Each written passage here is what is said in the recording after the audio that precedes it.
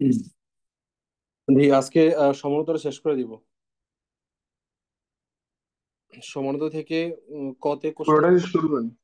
হ্যাঁ, পুরোটা, হ্যাঁ। পুরোটা শেষ করবেন? পুরোটা। হুম, পুরোটা দেখি, চেষ্টা করবো পুরোটা শেষ করতে। সমান্তরাল থেকে কতে, খতে, গতে, ঘতে সব জায়গায় প্রশ্ন আসে। এমসিকিউ তে প্রশ্ন আসে, মানে সমান্তরাল থেকে সব জায়গায় প্রশ্ন আসে।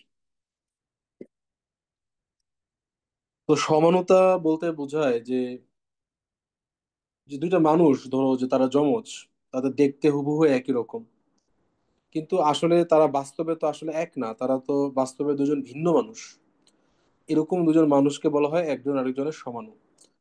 তো কেমিস্ট্রিতে ধরো কিছু যৌগ আছে যাদের দেখতে হুবহু একই রকম, কিন্তু আসলে বাস্তবে তারা এক না, এদের বলা হয় সমাণু। যেমন ধরো কার্বন, CH3, ওদিকে হাইড্রোজেন, OH, COOH, আরেকটা হলো ধরো CH3, CHOH, COOH। এই দুটো যৌগ ধরো যে দেখতে হুবহু একই রকম, মানে এই দুটো যৌগ হলো দেখতে হুবহু একই রকম। তো কিন্তু যখন বিজ্ঞানীরা এই দুটার অ্যানালাইসিস করলো, তখন দেখলো যে একটার গলনাঙ্ক কম, আরেকটার গলনাঙ্ক বেশি। তার মানে যৌগ দুটা সেম না। যৌগ দুটো যদি সেম হইতো তাহলে তাদের গলনাঙ্ক একই হইতো। আবার দেখা গেছে একটা যৌগ এক- আলোকে একটা নির্দিষ্ট কোণে ঘুরায় দেয়, কিন্তু আরেকটা যৌগ আলোকে ওই কোণে না, বরং আরেকটা ভিন্ন কোণে ঘুরায় দেয়। তার মানে যৌগ দুটো আসলে সেম না, ভিন্ন। তার মানে দেখতে হুবহু একই রকম, কিন্তু আসলে বাস্তবে এক না। এরকম যৌগ দ্বয়কে পরস্পর পরস্পরের সমানু বলা হয়। আর এই ধর্মকে বলা হয় সমানতা।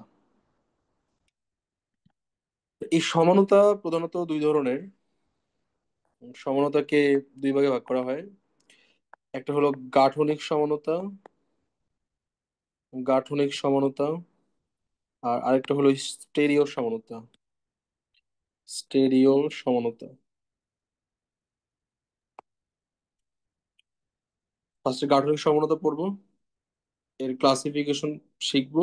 দেন স্টেরিও সমানতা পড়বো, আর ক্লাসিফিকেশন শিখবো। তাহলে সমানতা শেষ। তাহলে ফার্স্টে আসো গাঠনিক সমানতা। গাঠনিক সমানতা। গাঠনিক সমানতা বলতে বোঝায় যে আণবিক সংকেত এক, আণবিক সংকেত সেম, কিন্তু গাঠনিক সংকেত ভিন্ন। গাঠনিক সংকেত ভিন্ন, এরূপ সমাণুকে বলা হয় গাঠনিক সমানতা। যেমন ধরো CH3, CH2OH, আর একটা ধরো CH3O CH3। এই দুটার আণবিক সংকেত একই, অর্থাৎ কার্বন দুইটা, হাইড্রোজেন ছয়টা, অক্সিজেন একটা, কিন্তু একটা অ্যালকোহল আরেকটা হলো ইথার। তার মানে যৌগ দুইটার আণবিক সংকেত সেম, কিন্তু গাঠনিক সংকেত ভিন্ন। এদের বলা হয় পরস্পর পরস্পরের গাঠনিক সমাণু।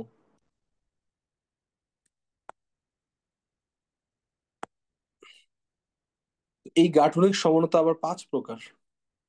গাঠনিক সমানতা যদি ক্লাসিফিকেশন করি, তাহলে গাঠনিক সমানতা এর পাঁচ ভাগে ভাগ করা হয়। একটা হলো শিকল, দুই নম্বর অবস্থান সমানতা,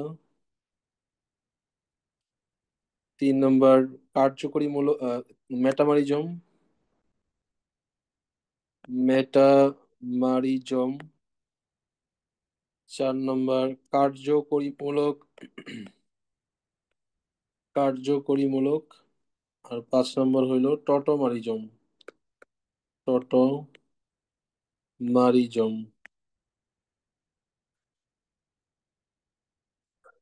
তো আসো এক নম্বর শিকল, শিকল সমানতা। শিকল সমানতা হলো, ধরো আমি দুটো উদাহরণ নেই। CH3, CH2,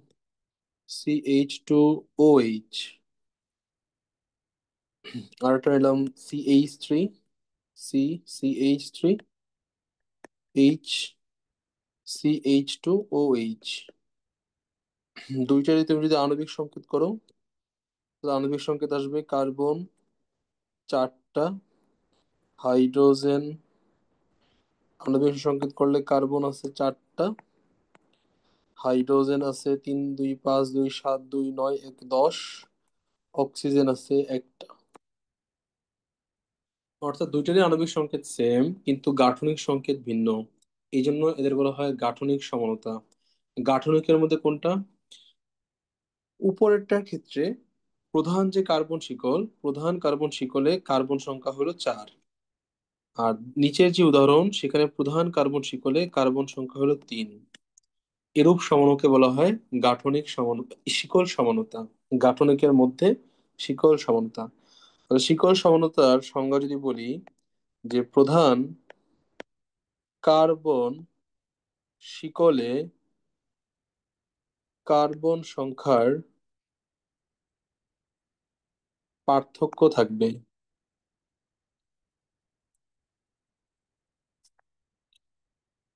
শিকল সমানতার পর আসো 2 নম্বর, অবস্থান সমানতা। অবস্থান সমানতা,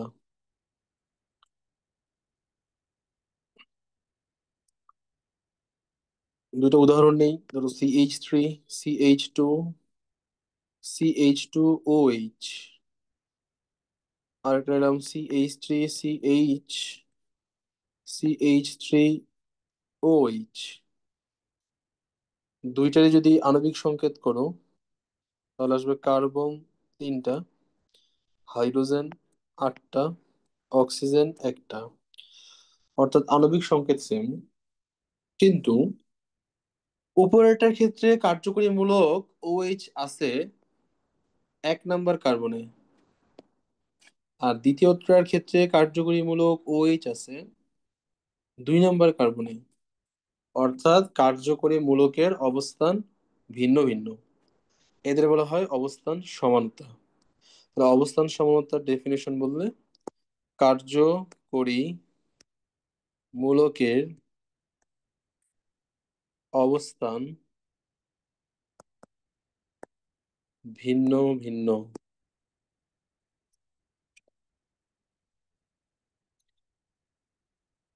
3 নম্বর আসো মেটামারিজম। মেটামারিজম, তার জন্য দুটো উদাহরণ নেই। CH3, CH2, C double bond O, CH2, CH3, CH3, C double bond O, CH2, CH2, CH3। উপরেরটার ক্ষেত্রে কার্যকরী মূলক আছে 1 2 3 নাম্বার কার্বনে, দ্বিতীয়টার ক্ষেত্রে কার্যকরী মূলক আছে 1 2 নাম্বার কার্বনে। অর্থাৎ কার্যকরী মূলকের অবস্থান ভিন্ন। তো কার্যকরী মূলকের অবস্থান যদি ভিন্ন হয়, তাহলে একটু আগে দেখলাম তারা বলা হয় অবস্থান সমানতা। তবে যদি কার্যকরী মূলকটা দ্বিযোজী হয়, তাহলে ওই অবস্থান সমানুরে স্পেশাল ভাবে বলা হয় মেটামরিজম। তাহলে এটা এক প্রকার অবস্থান সমাণু। পার্থক্য হইলো কখন মেটামরিজম বলবো, যখন কার্যকরী মূলকটা দ্বিযোজী হবে। তাহলে মেটামরিজমের ক্ষেত্রে, মেটামরিজম ডেফিনেশন বললে, এটা এক প্রকার অবস্থান সমাণু। অবস্থান সমাণু, পার্থক্য হইলো দ্বিযোজী, দ্বিযোজী, দ্বিযোজী কার্যকরী মূলক হলে ওই অবস্থান সমাণুকে মেটামরিজম বলে।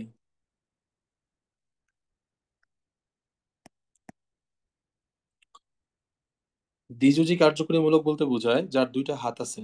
যেমন ইথার, ওর 2টা হাত। তারপরে কিটোন, ওর 2টা হাত, দ্বিযোজী। তারপর অ্যামিন দুইটা হাত, অ্যাস্টার, অ্যাস্টারের হলো দুইটা হাত। এরা সবাই হলো দ্বিযোজী কার্যকরী মূলক। এই জন্য এদের যদি অবস্থান ভিন্ন ভিন্ন কার্বনে হয়, তখন ওই অবস্থান সমূহকে স্পেশালি বলা হয় মেটামরিজম। তো অবস্থান সমন্বয় এবং মেটামরিজমের মধ্যে পার্থক্য হলো, অবস্থান সমন্বয় বলবো যখন কার্যকরী মূলকটা একযোজী হবে, যেমন OH। মেটামরিজম বলবো যদি কার্যকরী মূলকটা দ্বিযোজী হয়। অনেকটা পাখির ডানার মতো, যে উপরেরটার পাখির ডানা দুইটা ডানা সমান, কিন্তু নিচের পাখির একটা ডানা ছোট আর একটা ডানা বড়। তাহলে মেটামরিজম হইলো পাখির ডানার মতো, পাখির ডানার মতো। গেল অবস্থান সমাণু এবং মেটামরিজম।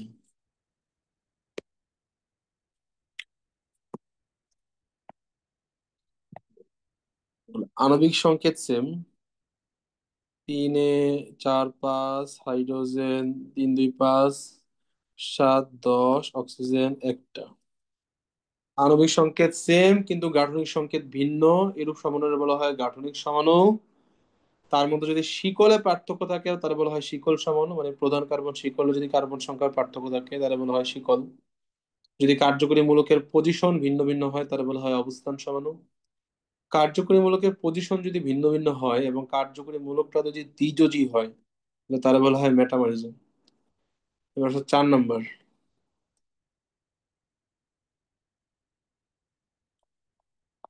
কার্যকরী মূলক সমাণু, কার্যকরী মূলক সমাণু। দুটো উদাহরণ নেই। CH3,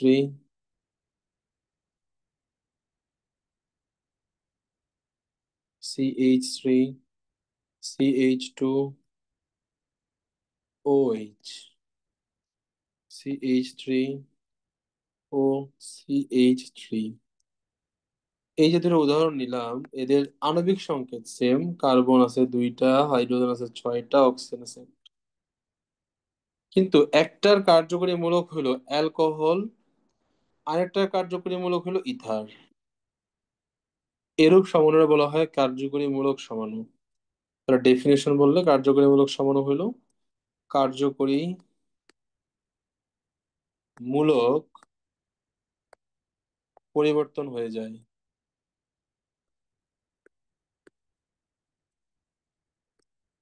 তাহলে কার্যকরী মূলক পরিবর্তন হয়ে গেলে যে সমাণু হয় তাহলে বলা হয় কার্যকরী মূলক সমাণু। আণবিক সংকেত সেম কিন্তু গাঠনিক সংকেত ভিন্ন, এই জন্য এটা গাঠনিক সমাণু। কিন্তু গাঠনিকের মধ্যে কোনটা, যেহেতু কার্যকরী মূলক চেঞ্জ হয়ে গেছে, so এটা হলো কার্যকরী মূলক সমাণু। 5 নম্বর।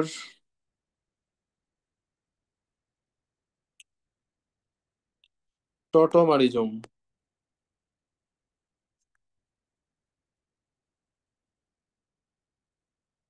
দুটো উদাহরণ নেই। CH3, C double bond CH3, CH2, CH3, OH double bond CH2। এই যে দুটো উদাহরণ নিলাম, ওদের যদি আণবিক সংকেত নির্ণয় করো, দুইটারই আণবিক সংকেত আসবে কার্বন 3টা, হাইড্রোজেন 6টা, অক্সিজেন একটা। আণবিক সংকেত সেম কিন্তু গাঠনিক সংকেত ভিন্ন। এবং একটা হলো কিটোন আর একটা হলো ইন, ডাবল বন্ড আছে ইন প্লাস অ্যালকোহলের অল মিলে হয় হলো ইনল। তাহলে একটার ক্ষেত্রে কার্যকরী মূলক আছে কিটোন, আরেকটা ক্ষেত্রে কার্যকরী মূলক আছে ইনল। তাহলে এইটা এক প্রকারের কার্যকরী মূলক সমাণু। তাহলে পার্থক্য কই, কার্যকরী মূলকের সাথে এর পার্থক্যটা কই? পার্থক্য হলো যে এদের মাঝে গতিশীল সাম্যাবস্থা থাকে, গতিশীল সাম্যাবস্থা থাকে। তাহলে এরা এক প্রকার কার্যকরীমূলক সমাণু। শুধু এদের কার্যকরীমূলক সমাণুদের সাথে এর পার্থক্য হইল টটোমারিজমের মধ্যে গতিশীল সাম্যাবস্থা থাকে। অর্থাৎ কিটোন ইনল হয় এবং ইনল কিটোন হয়, এবং একটা সময় পর তারা সাম্যাবস্থায় চলে যায়। অর্থাৎ তখন ইনল কিটোন হয় এবং কিটোন ইনল হয়, কিন্তু ওইটা বাইরে থেকে দেখলে বোঝা যায় না। সাম্যাবস্থা চ্যাপ্টারে পড়ছো, সাম্যাবস্থায় হইলো রেটটা সেম থাকে, ডানে যাওয়ার রেট এবং পিছনে আসা রেটটা সেম থাকে। তো এদের মধ্যে কিটোন ইনল হইতে থাকে এবং ইনল কিটোন হইতে থাকে, এই গতিশীল অবস্থাটা চলতে থাকে, কিন্তু তারা সাম্যাবস্থায় চলে যাওয়ার কারণে বাইরে থেকে এটা বোঝা যায় না। তো এই হলো টোটোমারিজম। এটা বলা হয় কিটো ইনল টোটোমারিজম।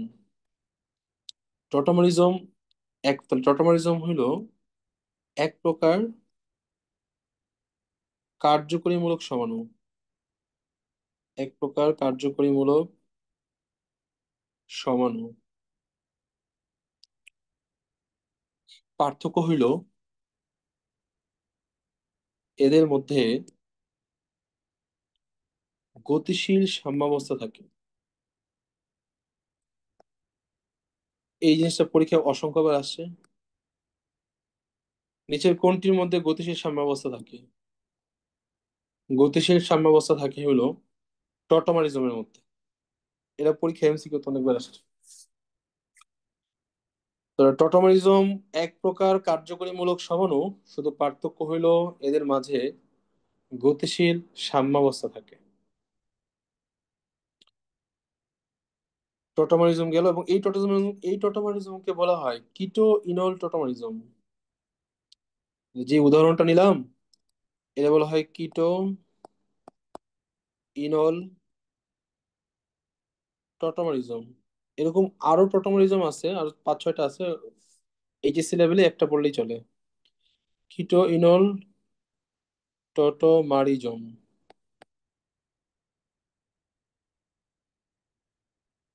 গাঠনিক সমানতা শেষ। তবে একটা এক্সট্রা জিনিস শিখাবো, সেটা হলো এই যে কার্যকরীমূলক সমানতার মধ্যে তুমি কিভাবে বুঝবা যে অ্যালকোহলের কার্যকরীমূলক সমাণু ইথার হবে? এটা কিভাবে বুঝবা? ধরো আমি তোমার যদি একটা অ্যালডিহাইড দিই, তাহলে তুমি কিভাবে বুঝবা অ্যালডিহাইডের কার্যকরীমূলক সমাণু কোনটা হবে? তো কার কার্যকরীমূলক সমাণু কি হবে তার জন্য একটা ছক পড়বে। যদি কারোর সাদা যদি কোনো মানে যদি কোনো যৌগগুলোর সাধারণ সংকেত এমন হয় যে সিএন, যদি কোনো যৌগগুলোর সাধারণ সংকেত এমন হয় CnH2n, তাহলে তাদের সমাণু হবে দুইটা। একটা হবে অ্যালকিন, আর একটা হবে চাক্রিক অ্যালকেন।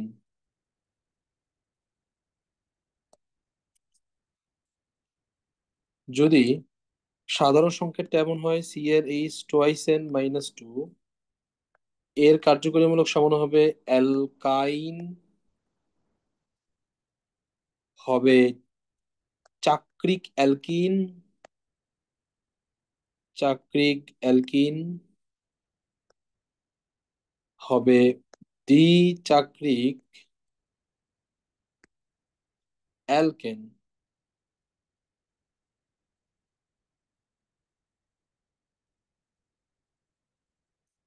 CnH2n+2O এরকম সাধারণ সংকেত হইলে তাদের সমাণু হয় অ্যালকোহল,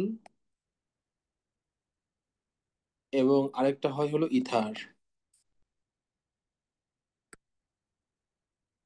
CnH2nO এদের সমাণু হয় অ্যালডিহাইড, আরেকটা হয় হলো কিটোন।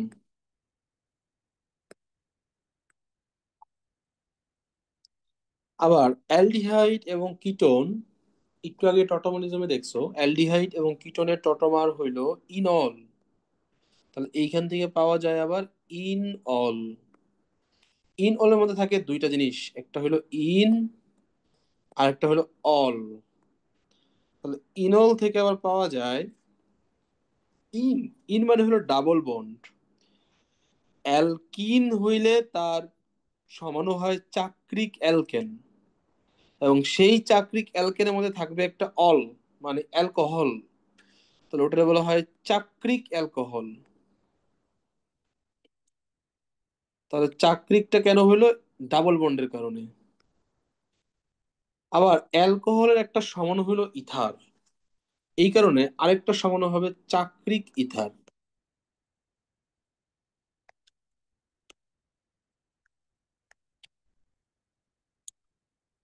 আচ্ছা, এই তাহলে আরেকটা আছে, আরেকটা হলো যদি এমন হয় CnH2SnO2, তাহলে একটা হবে জৈব অ্যাসিড, এবং আরেকটা হবে হলো অ্যাস্টার। তাহলে কার্যকরীমূলক সমানতা, কার কার্যকরীমূলক সমানু কি হবে তার জন্য এগুলা মনে রাখলে সহজে পারা যায়। যে যদি সাধারণ সংকেত এমন হয় CnH2SN, তাহলে একটা হবে অ্যালকিন এবং আরেকটা হবে চাক্রিক অ্যালকেন। যদি CnH2SN-2 হয় তাহলে অ্যালকাইন, চাক্রিক অ্যালকিন, দ্বিচাক্রিক অ্যালকেন। CnH2SN+2O হইলে অ্যালকোহল আর ইথার। CnH2SNO হইলে অ্যালডিহাইড আর কিটোন।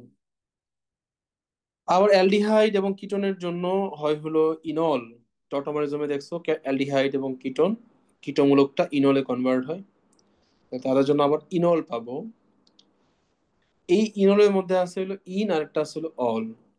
ইন মানে ডাবল বন্ড, তার জন্য আবার চাক্রিক অ্যালকেন পাওয়া যায়, সেই চাক্রিক অ্যালকেনের মধ্যে একটা অল আছে মানে অ্যালকোহল আছে, এই জন্য এর নাম হলো চাক্রিক অ্যালকোহল। আবার অ্যালকোহলের একটা সমাণু হলো ইথার, এই জন্য আরেকটা সমাণু হবে চাক্রিক ইথার। CnH2SnO2 হইলে একটা জৈব অ্যাসিড এবং আরেকটা হলো অ্যাস্টার।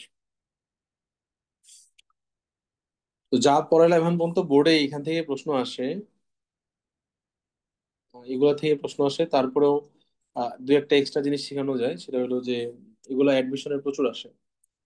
সমানতা আর কি বলে, একটা যোগ দিয়া বলে এ, কয়েকটা সমানু আঁকো। তো বেশি প্র্যাকটিস করবো না, দুই একটা দেখি।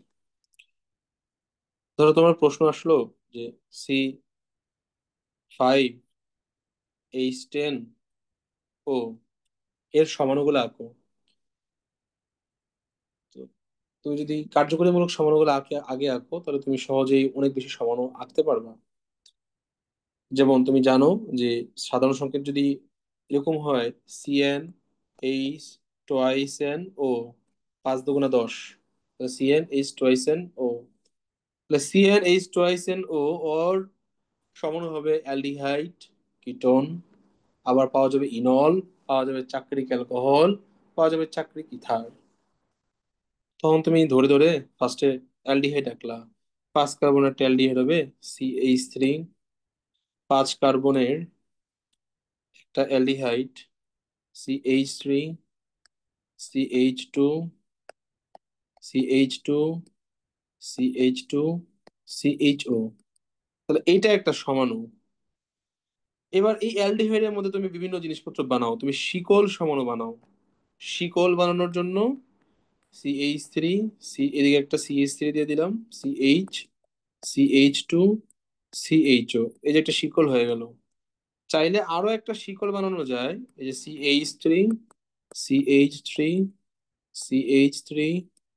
CHO, আর শিকল বানানো যায় না। এরপরে তুমি চিন্তা করো অবস্থান সমাণু।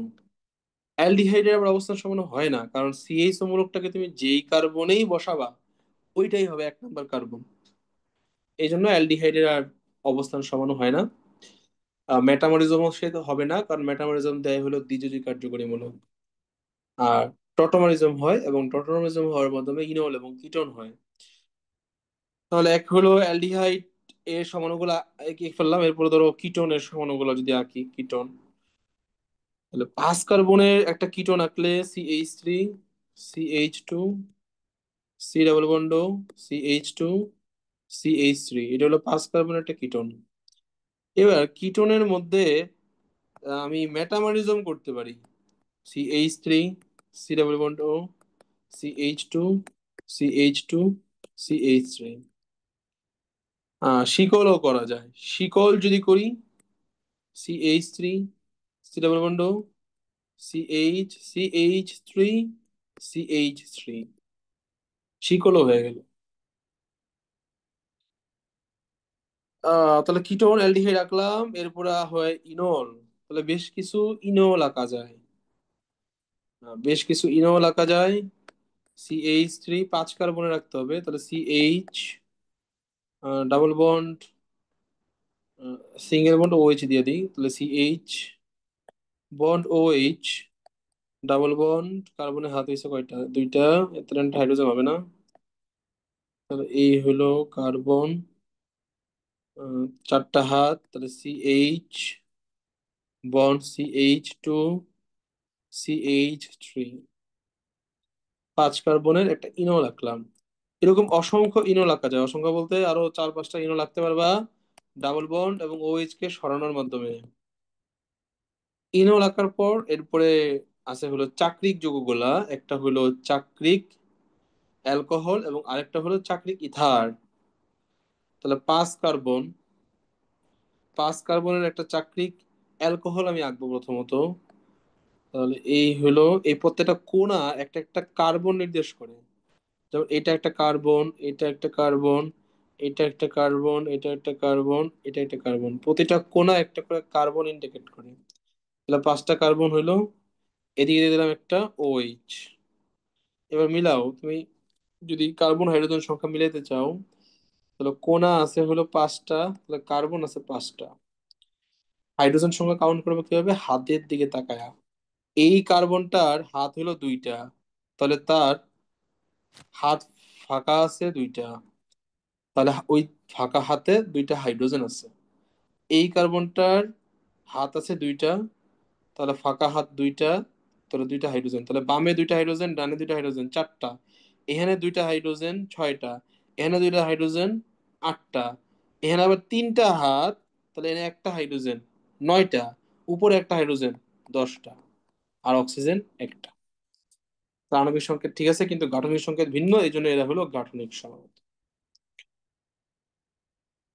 আচ্ছা, এখন এই চাকরিক অ্যালকোহল থেকে আর এবার এই যে তুমি চাকরিক অ্যালকোহল বানাইলা এবং এর মধ্যে তুমি শিকড় অ্যাড করতে পারো, হ্যাঁ, অবস্থান অ্যাড করতে পারো, অনেক কিছু এখানে অ্যাড করা যায়। কিরকম, যে এটা তো 5 কার্বনের রিং, আমি এবার রিংকে আর একটু ছোট করি, 4 কার্বনের রিং করি। তো 4 কার্বনের রিং যদি করি, তাহলে 4 কার্বনের রিং করলে এই হলো, ধরো 4 কার্বন একটা রিং করলাম, 4 কোণায় 4টা কার্বন। আরেকটা কার্বন আমার হাতে আছে না, তাহলে এদিক বরাবর একটা কার্বন দিয়ে দিলাম। এই হলো 5টা কার্বন। এবার একটা OH দেওয়া লাগবে তো, OH টা ধরো প্রথমে আমি এখানে দিলাম, তাহলে এটা একটা সমান হইলো। আবার আমি এর মধ্যে আরেকটু মডিফিকেশন যদি করি, যে আমি OH এর পজিশন যদি চেঞ্জ করি, এদিকে কার্বন থাক, OH টাকে আমি এই পাশে নিয়ে আসলাম, আরেকটা সমান হইলো। আমি আরেকটু যদি পজিশন চেঞ্জ করি, এদিক দিয়ে একটা কার্বন বের হইলো, OH টাকে আমি এবার এই দিক দিয়ে বের করে দিলাম।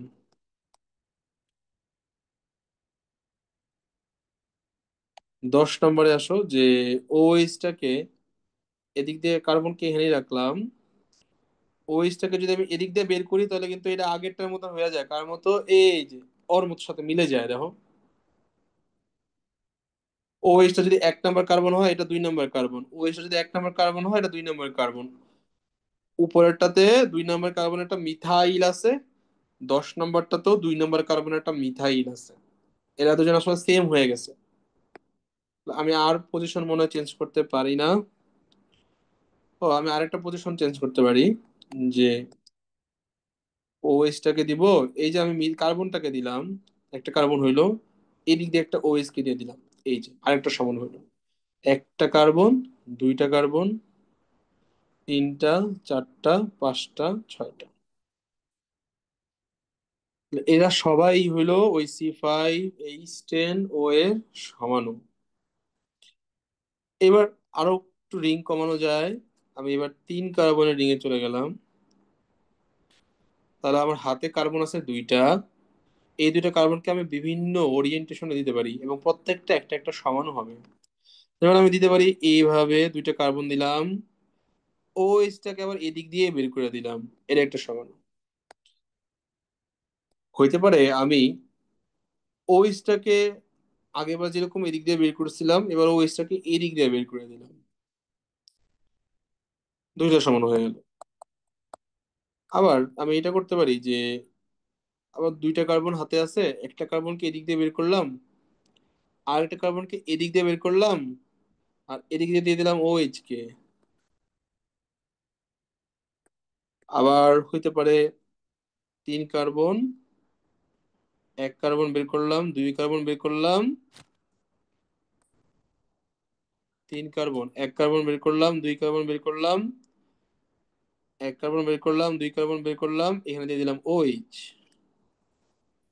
এরা সবাই হইলো C5H10O এর সমান। এরকম আরো অসংখ্য আঁকা যাবে। যে সিস্টেমটা আশা করি বুঝতে পারছো কিভাবে সমান আঁকা যায়।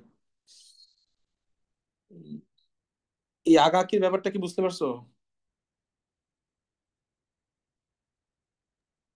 বুঝছি। ভাই অ্যাডমিশনে কেমনে কোশ্চেন আসে এখান থেকে, রিটেনে নাকি হ্যাঁ, এমসিকিউ? এখান থেকে প্রশ্ন কোনোদিন বোর্ডে আসেনি আজ পর্যন্ত, কোনোদিনই আসেনি। অ্যাডমিশনের। অ্যাডমিশনে আসে আর কি। একটা অ্যাডমিশন একটা কোশ্চেন সলভ করবো। আর পড়াইতেছে একটাই কারণে কি, মানে ওই আহ, তুমি তো জানোই যে যেসব প্রশ্ন টশ্ন বইয়েটে আসে ওগুলা বোর্ডেও আসে আর কি। বোর্ডে যদি কোশ্চেন কঠিন করে তখন কোশ্চেন দেয়। তুমি ফিজিক্স, কেমিস্ট্রি, ম্যাথ অ্যানালাইসিস করলে দেখবা, কেমিস্ট্রিতে, ম্যাথে, ফিজিক্সে যে প্রশ্ন বইয়েটে আসছে আগে, ওই প্রশ্ন পরে বোর্ডে আসছে। এই কারণে আর কি হালকা পড়াটা দিলাম আর কি। তো একটা কোশ্চেনও সলভ করি যেটা পরীক্ষা আসছে দুইবার। এটা বলছে যে C6H12 যৌগটির সকল এলিসাইক্লিক সমাণু লেখো। এলিসাইক্লিক সমাণু আঁকো। এটা প্রিভিয়াস ইয়ারে আসা কোশ্চেন, মানে অ্যাডমিশনে দুইবার আসছে। তো চাকরি প্রথমে, আর কেনা হবে না? হ্যাঁ চাকরি আর কি, চাকরি রাখতে হবে আর কি। যেমন C6H12, তখন তুমি চিন্তা করতে পারো যে এটাতে অ্যালকিন। তাহলে অ্যালকিনের ক্ষেত্রে তুমি প্রথমত একটা অ্যালকিন আঁকতে পারো, যে CH3, CH2, CH2, CH2, CH double bond, CH2। দেন তুমি কি করতে পারো, এই ডাবল বন্ডকে চেঞ্জ করতে পারো পজিশন, তখন একটা একটা করে তুমি অবস্থান সমাণু পাবা। দেন তুমি শিকল বানাইতে পারো, তখন তুমি শিকল সমাণু পাবা। তো এরকম অনেকগুলো সমাণু আঁকা যায় এই C6H12 থেকে, কিন্তু ওগুলো আঁকতে বলে নাই তোমারে। ইন্ডিকেট করে দিছে যে আঁকতে হবে হইলো এলিসাইক্লিক, নির্দিষ্ট করে দিছে আর কি, এলিসাইক্লিক গুলো আঁকতে হবে। এলিসাইক্লিক হইলো সাইক্লিক কিন্তু এলিফেটিক, এদের বলা হয় এলিসাইক্লিক। জৈব যৌগ দুই ধরনের হয়, একটা হলো এলিফেটিক আর একটা হলো অ্যারোমেটিক। অ্যারোমেটিক বলতে ওই যে বেনজিন, টলুইন, হ্যাঁ ওগুলো হলো অ্যারোমেটিক। অ্যারোমেটিকও সাইক্লিক হয়, আবার এলিফেটিকও সাইক্লিক হয়। তো এলিফেটিকের যে সাইক্লিক যৌগগুলা এদের বলা হয় এলিসাইক্লিক যৌগ। আর ওটা অ্যারোমেটিকের সাইক্লিক যৌগ অ্যারোমেটিকই বলা হয়। এলিসাইক্লিক যৌগ বলতে তোমার চাক্রিক গুলো আঁকতে হবে। চাক্রিক যেগুলা, এগুলা আঁকা যাবে না, এগুলা আঁকা যাবে না। তাহলে এলিসাইক্লিক যৌগের চাক্রিক গুলা কিভাবে আঁকবা?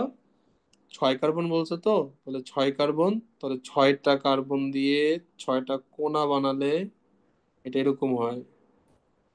6টা কোণায় 6টা কার্বন, প্রত্যেকটা কার্বনের দুইটা করে হাত ফাঁকা, তাহলে 6 দুগুণা 12টা হাইড্রোজেন। এটা 1 নম্বর সমাণু। এরপরে তুমি কি করতে পারো, তুমি রিংটাকে 5 কার্বনে নিয়ে আসতে পারো। তাহলে 5 কার্বনে নিয়ে আসলে এই হলো 5 কার্বন, আরেকটা কার্বন হাতে আছে, এদিক দিয়ে বের করে দিলাম। আর কিন্তু হয় না, তুমি এখন যেইখান দিয়েই একটা কার্বন বের করো না কেন, সবগুলা আসলে একই রকমই হবে। যেমন এদিক দিয়ে একটা কার্বন বের করছো, তাহলে এটা হলো 1 নম্বর কার্বন। আবার তুমি যদি এদিক দিয়ে একটা কার্বনকে বের করো, তখন এটা আবার হবে 1 নম্বর কার্বন। 1 মিথাইল সাইক্লোপেন্টেন, আগেরটাও 1 মিথাইল সাইক্লোপেন্টেন, পরেরটাও 1 মিথাইল সাইক্লোপেন্টেন। তা আসলে সেম জিনিসই। তাহলে এইখান থেকে 5 কার্বনের একটাই পাইলাম।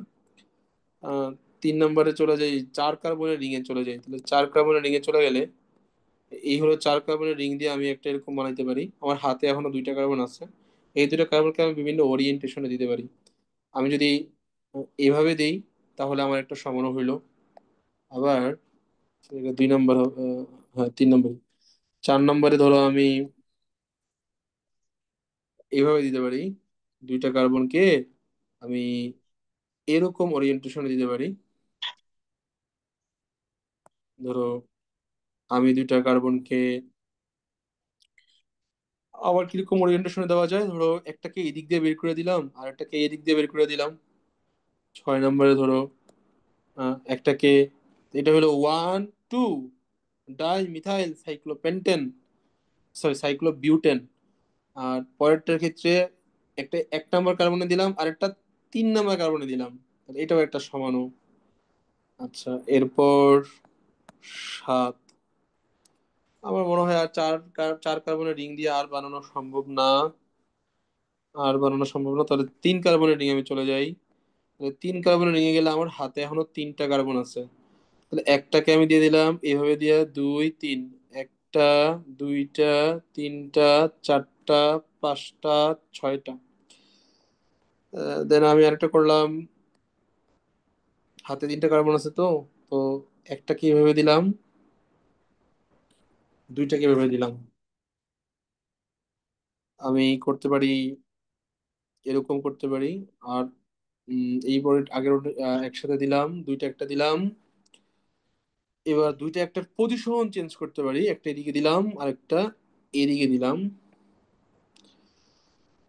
10 নম্বরে তাদের পজিশন চেঞ্জ করলে একই হয়ে যাবে, তাহলে সেই ক্ষেত্রে আমি 3 পাশ দিয়ে 3টা বের করে দিলাম।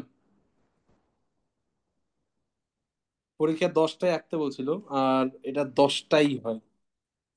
আরো হয়তো দুই একটা হইতে পারে চিন্তা ভাবনা করলে। তো 10টা চাইছিল আর কি পরীক্ষায়, 10টা সমান হয় তো 10 মার্ক ছিল। শেষ তো আশা করি, সমান টমন এরকম যদি পরীক্ষায় আসে, না বোর্ডে আসে না, আসলে আশা করি যদি দেয় পারবা। তো সাজিদ, তুমি কি আঁকা কি ব্যাপারটা বুঝতে পারছো?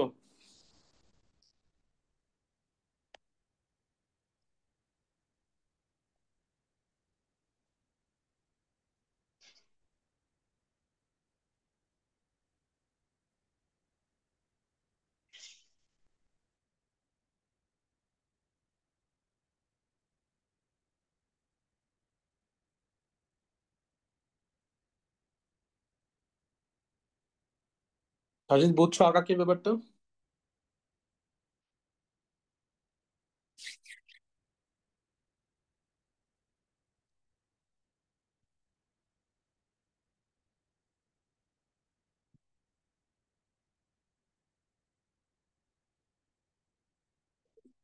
কি নাই তোমরা?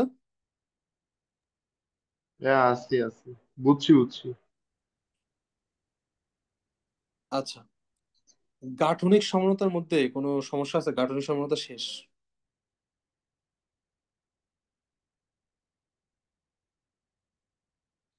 কোনো প্রশ্ন?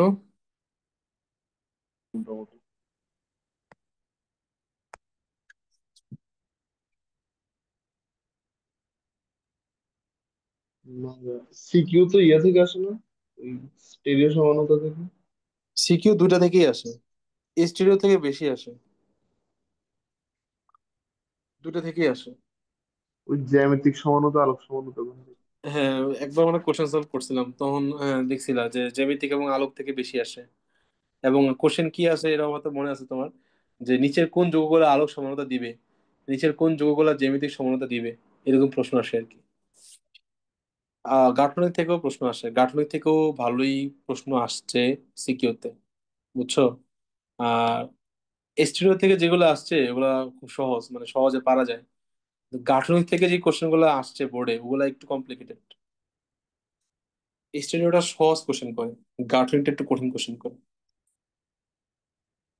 স্টুডিওর সমানতা হলো, গাঠনিক সমানতার ক্ষেত্রে দেখছো যে আণবিক সংকেত হলো সেম ছিল কিন্তু গাঠনিক সংকেতটা ভিন্ন ছিল, এমন সমানুকে বলা হয়েছে গাঠনিক সমানতা। স্টুডিও সমানতা হলো যে আণবিক সংকেত সেম, আণবিক সংকেত হলো তোমার সেম থাকবে কিন্তু গাঠনিক যে সংকেত এটাও তোমার সেম থাকবে। গাঠনিক সমানতা ছিল আণবিক সংকেত সেম কিন্তু গাঠনিক সংকেতটা ভিন্ন। আর স্টিরিও সমানতার মধ্যে আণবিক সংকেত সেম, গাঠনিক সংকেত সেম। তখন এরা এরা যে আসলে সমানু এটা বোঝার জন্য তখন আরো বেশি ডিপে যাওয়া লাগবে, অন্য কোনো কিছু দিয়ে এদের মধ্যে ডিফারেন্সিয়েট করতে হবে। কারণ এদের আণবিক সংকেতটাও একই রকম দেখতে, আবার তাদের গাঠনিক সংকেতটাও দেখতে একই রকম। স্টিরিও সমানতা দুই ধরনের হয়। স্টেরিও সমানতা দুই ধরনের, একটা হলো জ্যামিতিক আর একটা হলো আলোক। একটা জ্যামিতিক আর আরেকটা হলো আলোক। জ্যামিতিক সমানতা, আচ্ছা তো এখানে প্রশ্ন প্রশ্ন আসে কি ওই জ্যামিতিক সমানতার শর্ত, আলোক সমানতার শর্ত, চার পাঁচটা যোগ, তিন চারটা যোগ দিয়ে বা দুইটা তিনটা যোগ দিয়ে বলে যে এদের মধ্যে কারা আলোক সমানতা দিবে কারা দিবে না, এদের মধ্যে কারা জ্যামিতিক সমানতা দিবে কারা দিবে না। তার মানে শর্তটা খুব ইম্পর্টেন্ট। ফার্স্ট হচ্ছে জ্যামিতিক সমানতা। জ্যামিতিক সমানতা, জ্যামিতিক সমানতার শর্ত হলো বন্ধনের মুক্ত আবর্তন থাকতে পারবে না।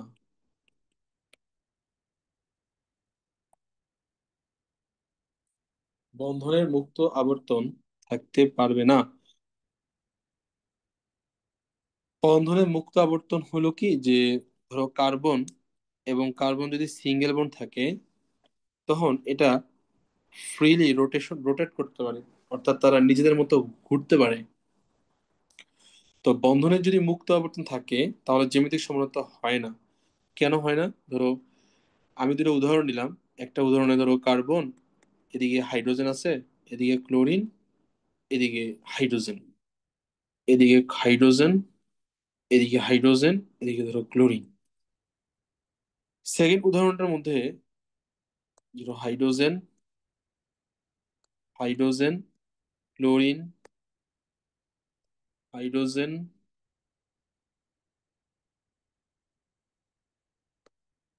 Chlorine, hydrogen.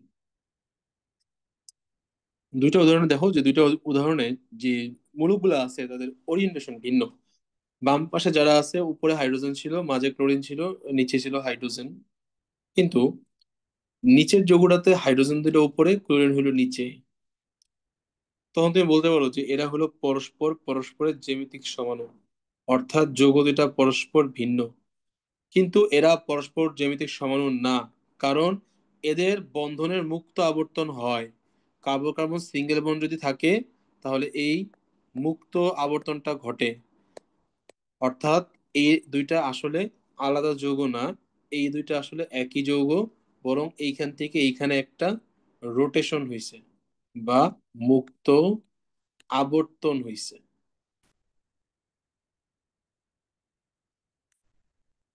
এই জন্যই বলা হয় যে বন্ধনে যদি মুক্ত আবর্তন থাকে তাহলে সে জ্যামিতিক সমানতা দেয় না, কিন্তু বন্ধনে যদি মুক্ত আবর্তন না থাকে তাহলে সে জ্যামিতিক সমানতা দেয়।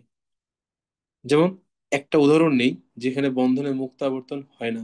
বন্ধনে মুক্ত আবর্তন হয় না দুইটা যৌগের ক্ষেত্রে, একটা হলো carbon carbon single bond double bond, আরো কয়েকটা আছে কার্বন কার্বন ট্রিপল বন্ড, আর আরেকটা আছে হলো সাইক্লিক। এই তিন প্রকার যৌগের ক্ষেত্রে মুক্ত আবর্তন হয় না। তাহলে মুক্ত আবর্তন ঘটে না। এখন মুক্ত আবর্তন না ঘটলে কি হয়? ধরো আমি কার্বন কার্বন ডাবল বন্ডের দুটো উদাহরণ নেই। এদিকে ধরো হাইড্রোজেন আছে, এদিকে ক্লোরিন, এদিকে হাইড্রোজেন, এদিকে ক্লোরিন। আর পাশের উদাহরণটা ধরো হাইড্রোজেন এদিকে, এদিকে ক্লোরিন, এদিকে ক্লোরিন, এদিকে হাইড্রোজেন। দেখো যে বাম পাশের এবং ডান পাশে, বাম পাশে হাইড্রোজেন একই পাশে আর ডান পাশে হাইড্রোজেন বিপরীত পাশে। তুমি কিন্তু বলতে পারো না যে একটা রোটেশনের মাধ্যমে এমন ঘটছে, এটা কিন্তু বলতে পারো না, কারণ ওদের মধ্যে কিন্তু মুক্ত আবর্তন ঘটে না। তাহলে মুক্ত আবর্তন যেহেতু ঘটে না, তাকে রোটেট করে বাম পাশের যৌগ ডান পাশের যৌগ হতে পারে না। কাজেই এরা পরস্পর পরস্পরের সমাণু। এবং এই সমাণুরে বলা হয় জ্যামিতিক সমাণু। যেই মূলকগুলো একই পাশে যেখানে আছে এরা বলা হয় সিস, আর মূলক কোষগুলো যদি বিপরীত দিকে থাকে এরা বলা হয় ট্রান্স। এবং জ্যামিতিক সমানতা দুই প্রকারের হয়, একটা হলো সিস আর আরেকটা হলো ট্রান্স। এই জন্য জ্যামিতিক সমানতাকে সিস ট্রান্স সমানতাও বলে। তাহলে জ্যামিতিক সমানতার শর্ত, এটাই পরীক্ষার জন্য ইম্পর্টেন্ট, পরীক্ষা এটাই আসে। জ্যামিতিক সমানতার শর্ত হলো বন্ধনে মুক্ত আবর্তন থাকতে পারবে না। আচ্ছা, তাহলে বন্ধনে মুক্ত আবর্তন নাই কাদের? Double bond, triple bond, cyclic. এই ডাবল বন্ড, ট্রিপল বন্ড এবং সাইক্লিক, এদের মাঝে ডাবল বন্ড জ্যামিতিক সমানতা দেয়, সাইক্লিক জ্যামিতিক সমানতা দেয়, কিন্তু ট্রিপল বন্ড দেয় না। কেন দেয় না একটু পরে বুঝবো। এবার কতগুলো কেস করি। কেস ওয়ান, এদিকে হাইড্রোজেন, এদিকে হাইড্রোজেন, ক্লোরিন, ক্লোরিন। একই জাতীয় মূলকগুলা যদি একই পাশে থাকে তাহলে তারা বলা হয় সিস। একই জাতীয় মূলকগুলা যদি বিপরীত দিকে থাকে তারা বলা হয় ট্রান্স। এখানে একই জাতীয় মূলকগুলা একই পাশে আছে, এটা বলা হয় সিস। বিপরীত পাশে আছে, এটা বলা হয় ট্রান্স। কেস দুই, ধরো এখানে হাইড্রোজেন দুইটা আছে, এদিকে দিলাম ক্লোরিন, এদিকে দিলাম ফ্লোরিন। এদিকে একটা হাইড্রোজেন, এদিকে একটা হাইড্রোজেন, ক্লোরিন, ফ্লোরিন। যখন দুইটা জিনিস সেম থাকবে বাকি দুইটা ভিন্ন থাকবে, তখন যারা সেম থাকবে তাদের নিয়ে কাজ করবা। দুইটা হাইড্রোজেন একই পাশে আছে তাহলে তারা হলো সিস, দুইটা হাইড্রোজেন বিপরীত দিকে আছে তো এটা হলো ট্রান্স। এবার আসো কেস থ্রি। এবার হলো চারটাই ভিন্ন। হাইড্রোজেন ধরে এদিকে ক্লোরিন দিলাম, এদিকে দিলাম ফ্লোরিন, এদিকে দিলাম মিথেন, মিথাইল আর কি। এদিকে দিলাম হাইড্রোজেন, ক্লোরিন, মিথাইল, ফ্লোরিন। চার হাতে চারটা ভিন্ন ভিন্ন গ্রুপ। যখন চার হাতে চারটা ভিন্ন ভিন্ন গ্রুপ থাকবে তখন পারমাণবিক ভরের সাহায্যে এদের সিস ট্রান্স সমতা নির্ণয় করতে হবে। যেমন হাইড্রোজেন এবং ক্লোরিন, এদের মধ্যে পারমাণবিক ভর বেশি হলো ক্লোরিনের। পারমাণবিক, তাহলে এই ক্ষেত্রে কাউন্ট করতে হবে পারমাণবিক ভর। ক্লোরিনের পারমাণবিক ভর হলো বেশি হাইড্রোজেনের চাইতে। আবার ফ্লোরিন এবং মিথাইল, এর মধ্যে মিথাইলের হলো 12 3 15 আর ফ্লোরিনের হলো 19। তাহলে ফ্লোরিনের বেশি। তাহলে যাদের ভর বেশি তারা বিপরীত দিকে আছে, তাহলে এটা হলো ট্রান্স। আবার এদিকে হাইড্রোজেন এবং ক্লোরিন, ক্লোরিনের বেশি। মিথাইল আর হলো ফ্লোরিন, ফ্লোরিনের বেশি। যাদের ভর বেশি তারা একই পাশে আছে তাহলে এটা হলো সিস। এবার আসো কেস ফোর।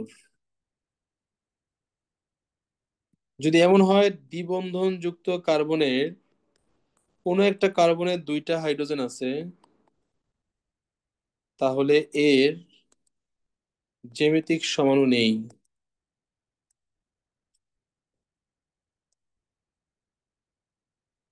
অর্থাৎ ডাবল বন্ড যুক্ত কার্বনের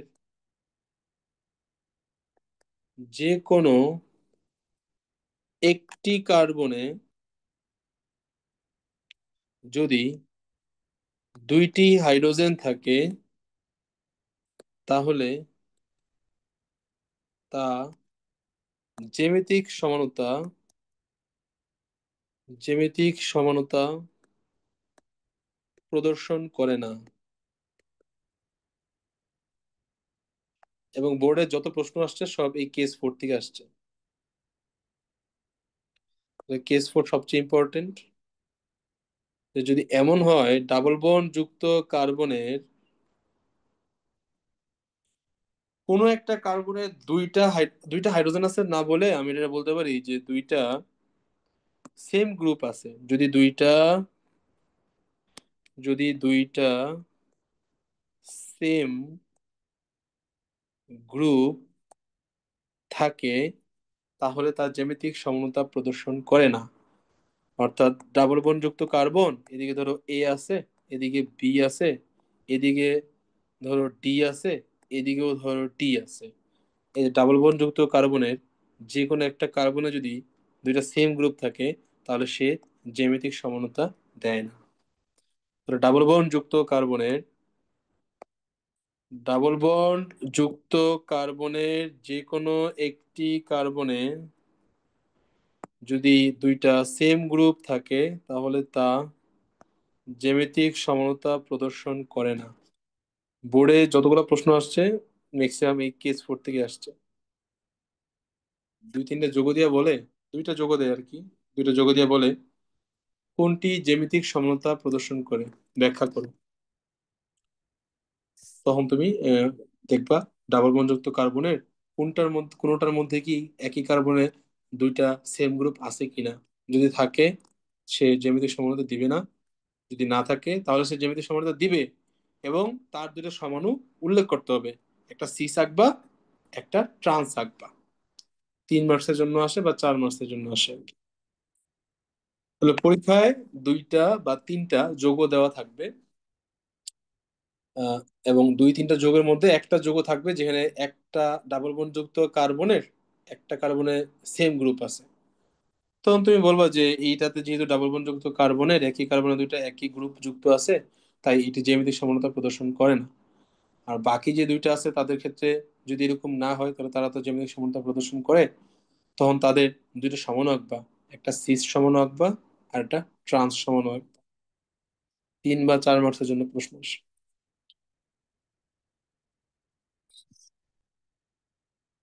জ্যামিতিক সমানতা শেষ, কোনো সমস্যা আছে?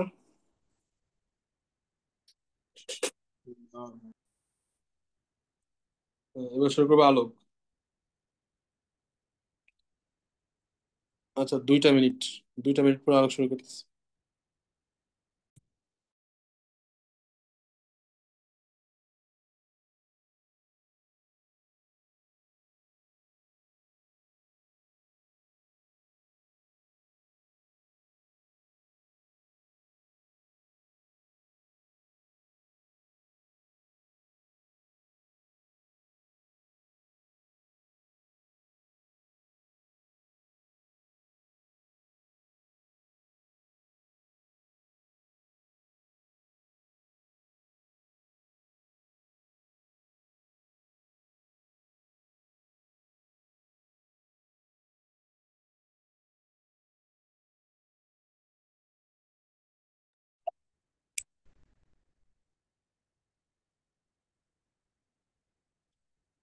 কই আসো? হ্যাঁ, আলোক সমানতা শুরু করি। আলোক সমাণু,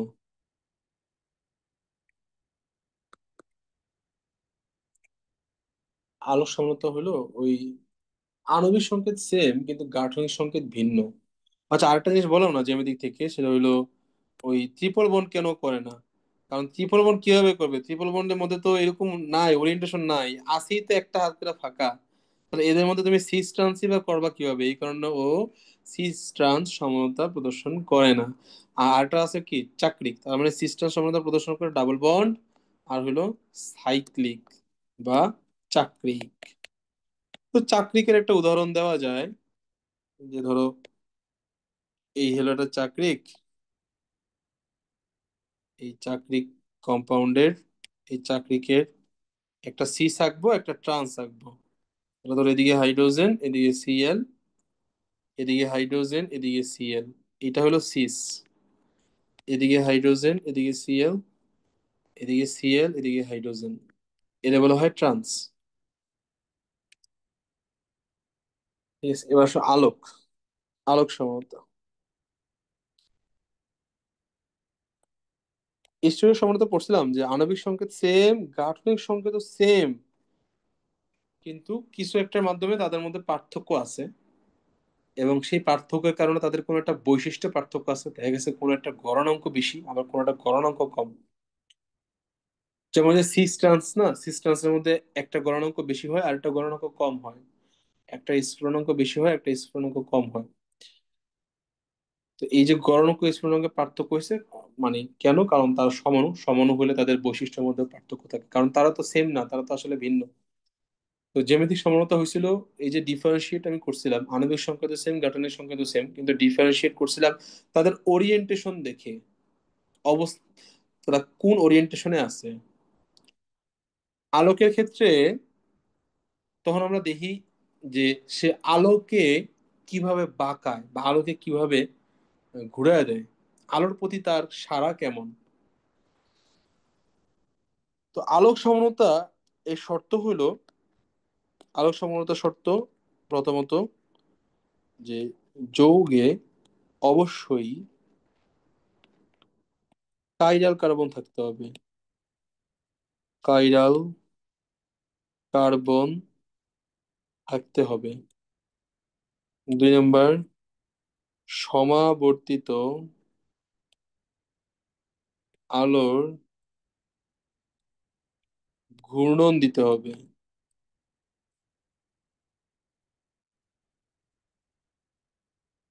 3 নম্বর, উপরি স্থাপনীয় মিরর ইমেজ হতে হবে। তো বেশি ইম্পর্টেন্ট হলো প্রথমটা, আলোক সমানতা হওয়ার জন্য অবশ্যই ওই যৌগের মধ্যে কাইরাল কার্বন থাকতে হবে। পরীক্ষায় এখান থেকে প্রশ্ন আসে বোর্ডে, যে তুমি কাইরাল কার্বন চিনো কিনা। তোমার 3-4টা যৌগ দিয়ে দিবে পরীক্ষায়, মানে বিগত 4-5 বছরের প্রশ্ন এগুলোই আসছে। 3-4টা যৌগ দিয়ে দিছে, বলছে নিজের কোনটি আলোক সমানতা দিবে। তো আলোক সমানতা কোনটা দিবে? যার মধ্যে কাইরাল কার্বন আছে। তখন তুমি আইডেন্টিফাই করবা যে কোনটা কাইরাল কার্বন আছে আর কোনটাতে কাইরাল কার্বন নাই। যেটার মধ্যে কাইরাল কার্বন আছে সে আলোক সমানতা দিবে, যার মধ্যে কাইরাল কার্বন নাই সে আলোক সমানতা দিবে না। আর যার মধ্যে কাইরাল কার্বন থাকে সে সমাবর্তিত আলোর ঘূর্ণনও দেয়, এবং তারা অপরিস্থাপনীয় হয়। তাহলে মেন হলো কাইরাল কার্বন। তো আসলে দেখি কাইরাল কার্বন জিনিসটা কি। কাইরাল কার্বন হইলো যে একটা কার্বনের যদি 4 হাতে 4টা ভিন্ন ভিন্ন গ্রুপ যুক্ত থাকে, তখন এই কার্বনকে বলা হয় কাইরাল কার্বন। কোনো কার্বনের 4 হাতে 4টা ভিন্ন ভিন্ন গ্রুপ যুক্ত থাকলে ওই কার্বনকে বলা হয় কাইরাল কার্বন। যেমন ধরো একটা উদাহরণ দিই, CH, CHOH, COHH, bond CH2OH। এই যোগের মধ্যে যদি আমি কাইরাল কার্বন হিসাব করি, কত উপরে, সবার উপরেটা কার্বনটা কাইরাল কার্বন না, 4 হাতে 4টা ভিন্ন গ্রুপ যুক্ত নাই। 2 নম্বর কার্বনে যদি খেয়াল করি, এক হাতে আছে হাইড্রোজেন, এক হাতে OH, এক হাতে CHO, আর এক হাতে এই পুরো গ্রুপটা। তাহলে এটা হলো একটা কাইরাল কার্বন। এরপর আসো তার নিচের যে কার্বন, এই কার্বনের এই পাশে OH, এই পাশে হাইড্রোজেন, এই পাশে পুরা গ্রুপটা, এই পাশে পুরা গ্রুপটা, 4 হাতে 4টা ভিন্ন ভিন্ন গ্রুপ। তো এই কার্বনটাও হইলো কাইরাল কার্বন। অর্থাৎ কোনো কার্বনের 4 হাতে যদি 4টা ভিন্ন ভিন্ন গ্রুপ থাকে, তাহলে সেই কার্বনকে বলা হয় কাইরাল কার্বন। এই কার্বনটাও কাইরাল কার্বন। আচ্ছা, আমি গ্লুকোজের স্ট্রাকচার আঁকার চেষ্টা করছিলাম, তো গ্লুকোজের কার্বন হলো 6টা, আমি আঁকছিলাম 5টা। আরো দুইটা আরো একটা কার্বন আছে। কার্বন, এদিকে হাইড্রোজেন, এদিকে ওএইচ, আর CH2OH। এই কার্বনটাও হইলো কাইরাল কার্বন। নিচেরটা আর কাইরাল কার্বন না, কারণ নিচের কার্বনে হাইড্রোজেন, দুইটা হাইড্রোজেন আছে, তাহলে দুই হাতে একই গ্রুপ যুক্ত আছে, তাই লাস্ট যে কার্বন, এইটা লাস্ট কার্বনটা কাইরাল কার্বন না, CH2OH। তাহলে এই যুগে কাইরাল কার্বন আছে কয়টা? চারটা। পরীক্ষায় একটা MCQ প্রশ্ন আসে, যদি অ্যান্টি কাইরাল কার্বন থাকে, অ্যান্টি কাইরাল কার্বন থাকে, তবে আলোক সমাণুর সংখ্যা, আলোক সমাণুর সংখ্যা 2 টু দি পাওয়ার NT। যেহেতু এই যৌগের মধ্যে চারটা কাইরাল কার্বন আছে, তাই গ্লুকোজের আলোক সমাণু 2 টু দি পাওয়ার 4 তথা 16টা। এগুলো MCQ তে আসে। তাহলে এখান থেকে বোর্ডে প্রশ্ন আসবে যে 3-4টা যৌগ দিয়ে দিবে, দিয়া বলবে যে কোনটি আলোক সমানতা প্রদর্শন করে। তখন তুমি বলবা, তুমি দেখবা আর কি কার মধ্যে কাইরাল কার্বন আছে, কার মধ্যে কাইরাল কার্বন নাই। যার মধ্যে কাইরাল কার্বন আছে সে হইলো আলোক সক্রিয় এবং সে আলোক সমানতা দেয়। যার মধ্যে কাইরাল কার্বন নাই সে আলোক নিষ্ক্রিয় এবং সে আলোক সমানতা দেয় না। আলোক সক্রিয় বলতে যে আলোতে সাড়া দেয়, অর্থাৎ আলোকে কোনো একটা দিকে ঘুরায় দেয়, বাঁকায় দেয়। আলোক নিষ্ক্রিয় হইলো যে আলোকে কোনো দিকে বাঁকায় দেয় না। এই বাঁকানোর ব্যাপারটা তোমার একটা এক্সপেরিমেন্ট দেখাইলে তুমি বুঝতে পারবা। এক্সপেরিমেন্টটা এরকম, যেমন ধরো আমরা যখন ল্যাবে কাজ করি, যে ওষুধ নিয়ে যখন কাজ করি, তখন আমাদের একটা ওষুধ, ধরো এটা আলোকে কোনো একটা কোণে বাঁকায় কিনা তার জন্য একটা এক্সপেরিমেন্ট করি। এটা তোমাদেরও আছে, HSC বইয়ের মধ্যেও আছে, এই যেটা বলতেছি আর কি। এই টেস্টটা আমরা করি। টেস্টটা কিরকম, যে একটা বাল্ব নেই আর কি, এটা বাল্ব থাকে, বাল্ব থেকে তো বিভিন্ন ডিরেকশনের আলো বের হয়। এই বাল্বের সামনে রাখা হয় নিকল প্রিজম। নিকল প্রিজম। তো এই নিকল প্রিজমের একটা বৈশিষ্ট্য হলো, সে শুধু একটা নির্দিষ্ট দিকের আলোকে পাস করে, আর বাকি বিভিন্ন দিকের আলোকে সে আটকায় দেয়। এই এই একটা নির্দিষ্ট দিকের যে আলো, এটা বলা হয় সমাবর্তিত আলো। সমাবর্তিত আলো। এর সামনেই স্থাপন করা থাকে একটা যন্ত্র, এর নাম হলো পোলারিমিটার। পোলারিমিটার। এই পোলারিমিটারের মধ্যে আমি যেই যৌগটাকে টেস্ট করতে চাই, ওই যৌগের দ্রবণ দেওয়া থাকে, ওই দ্রবণটাকে এর মধ্যে দেই। যে আমি একটা ওষুধ নিয়ে কাজ করতেছি, আমি জানতে চাই যে ওর কোনো আলোক সমাণু আছে কিনা। কারণ দেখা গেছে যে ওষুধ ধরো মানুষের কিডনির রোগ ভালো করবে, আমি ওই ওষুধ না দিয়া যদি ভুলে তার সমানু দিয়া ফেলি, তখন উল্টা রিয়েকশনও করতে পারে। এরকম ট্রাজেডি অনেক আছে। এই কারণে তখন আমরা টেস্ট করি যে এটা কি আসলে সেই যৌগটা নাকি এর কোনো সমাণু। তো ওই যৌগের দ্রবণটা পোলারিমিটারের মধ্যে দেওয়া হয়। এই যে লাইটকে যে আমি পাস করলাম, এই লাইটটা এর মধ্য দিয়ে পাস হয়। যদি যৌগটা আলোক সক্রিয় হয়, তাহলে আলোটা সোজা না যায় কোনো একটা নির্দিষ্ট দিকে বেঁকে যাবে। হয় উপরের দিকে বেঁকে যাবে, অথবা নিচের দিকে বেঁকে যাবে। সামনে থাকে ডিটেক্টর। সামনে থাকে ডিটেক্টর। সে ডিটেক্ট করে আলো কোন দিকে কত কোণে বাঁকছে। এবং এইখানে আমরা চোখ দেই, ধরো এটা হলো চোখ। তাহলে এদিকে যদি চোখ দেই, তাহলে এই সাইডটা হলো ডান সাইড, এই সাইডটা হলো বাম সাইড। তো আলোকে সে কি ডানে বাঁকাচ্ছে নাকি বামে বাঁকাচ্ছে এবং কত ডিগ্রি কোণে বাঁকাচ্ছে। ধরো একটা ওষুধ সে ধরো 5 ডিগ্রি কোণে বাঁকায়, আমি এটা আগে থেকে জানি, এবং এটা ধরো কিডনি রোগকে ভালো করে। এখন আমি একটা ওষুধ ধরো বানালাম, সেটা আসলে সেই ওষুধটা কিনা আমি কেমনে বুঝবো? কারণ যদি তার সমানু হয়, যে তার সমানু, সে হয়তো 5 ডিগ্রিতে বাঁকায় না, সে হয়তো অন্য কোনো ডিগ্রিতে বাঁকায়, তাহলে সেটা হলো তার সমানু। আর আমার এমন জিনিসটাই দরকার যেটা 5 ডিগ্রিতে বাঁকায়। তো এরকম সমানুর জন্য তখন আমরা টেস্ট করি যে এটা 5 ডিগ্রিতে বাঁকায় কিনা। 5 ডিগ্রিতে বাঁকায়, তার মানে এটাই আসলে আমার সেই অরিজিনাল যৌগ যেটা আমি চাই। তো এই যে অ্যাঙ্গেলটা ভিন্ন হইলে তখন একজন আরেকজন পরস্পরের সমান হয়।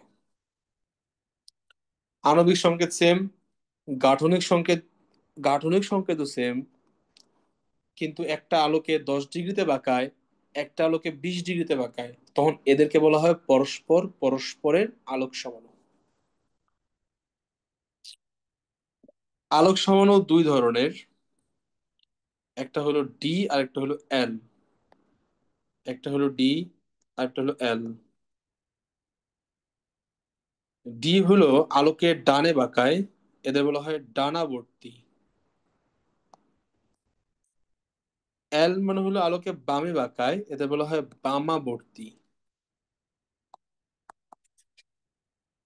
তো আলোকে যদি কেউ ডানে বাঁকায় তারা বলা হয় ডি সমাণু, আলোকে যদি কেউ বামে বাঁকায় তারা বলা হয় এল সমাণু।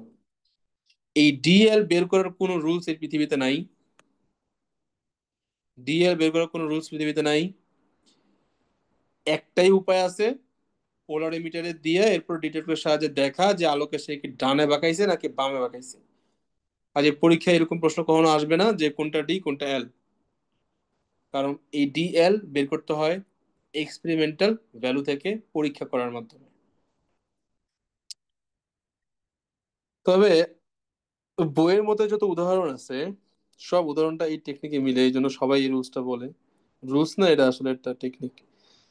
যে আমি যখন তোমাদের ফার্স্ট টাইম পড়েছিলাম তখন একটা রুল পড়েছিলাম, সিআরএন রুল।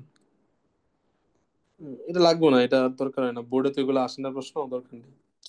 আরো শর্টকাট করে দিই। তুমি সবসময় এই যে COOH টা আছে না, এটা সবসময় তুমি উপরে লিখবা, এটা অবশ্যই উপরে লিখবা। লিখার পর এদিকে হাইড্রোজেন দাও, ডানে OH দাও। আবার আরেকটা যৌগ লিখি, এদিকে OH দিই, এদিকে হাইড্রোজেন দিই, এদিকে CH3। সবসময় COOH টাকে উপরে লিখবা। OH টা কোথায় আছে? OH টা আছে হলো তোমার ডান পাশে। OH টা যদি ডান পাশে থাকে তাহলে ওটা হলো ডি।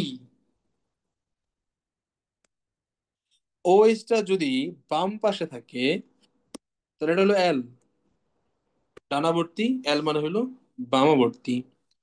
এই যৌগটার নাম হলো ল্যাকটিক অ্যাসিড। এই একটা উদাহরণই মনে রাখবা, শুধু পরীক্ষা আসলে এই ডি ল্যাকটিক অ্যাসিড রাখবা আর এল ল্যাকটিক অ্যাসিড রাখবা। তো ল্যাকটিক অ্যাসিড, এটা হলো এল ল্যাকটিক অ্যাসিড।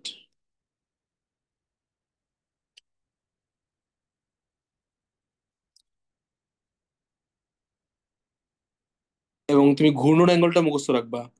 ডি ল্যাকটিক অ্যাসিডটা আলোকে, ডি তো ডানে ঘুরায়, ডানে ঘুরাইলে তার আমরা পজিটিভ দ্বারা প্রকাশ করি, 2.4 ডিগ্রিতে ঘুরায়। এল তো বামে ঘুরায়, বামে ঘুরালে ওটা আমরা মাইনাস দ্বারা প্রকাশ করি, 2.4 ডিগ্রিতে ঘুরায়। এই যে আলোক সমানুতা যে এই পর্যন্ত পড়াইলাম, কোনো সমস্যা আছে?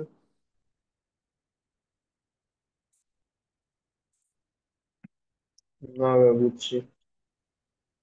সাজিদ বুঝছো? সিআরএন রুলটা কি পড়াই যাবেন একবার? হ্যাঁ, পড়ায় দেওয়া যায়। সিআরএনটা হলো একটু উপরের লেভেলের, মানে এটাতে আর কি সবগুলাই মিলে, ওই সিরা বলে উপরে নিচে যাই করুক না কেন, সিআরএন এ অ্যাপ্লাই করলে ওরা মিলে যায়। সিআরএনটা আমি দেখাই দিচ্ছি একবার, এগুলো বোর্ডের জন্য ইম্পর্টেন্ট না, তারপর বলছো দেখা দিতেছি।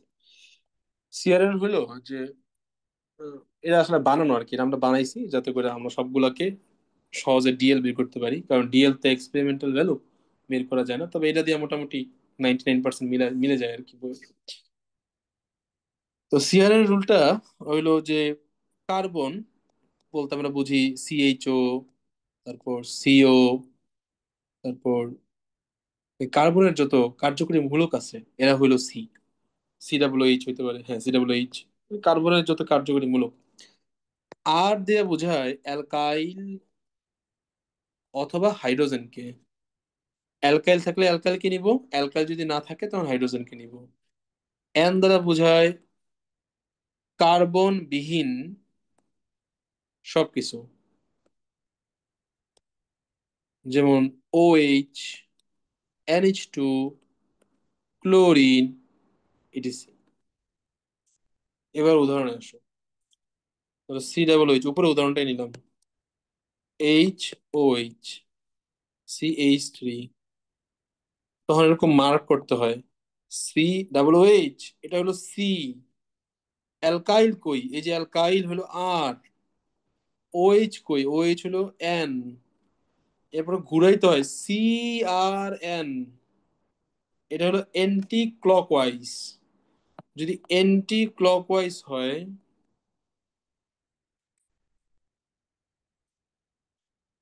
এন্টি ক্লকওয়াইজ হলে তারা বলা হয় ডি সমাণু। যদি এরকম হয় COOH,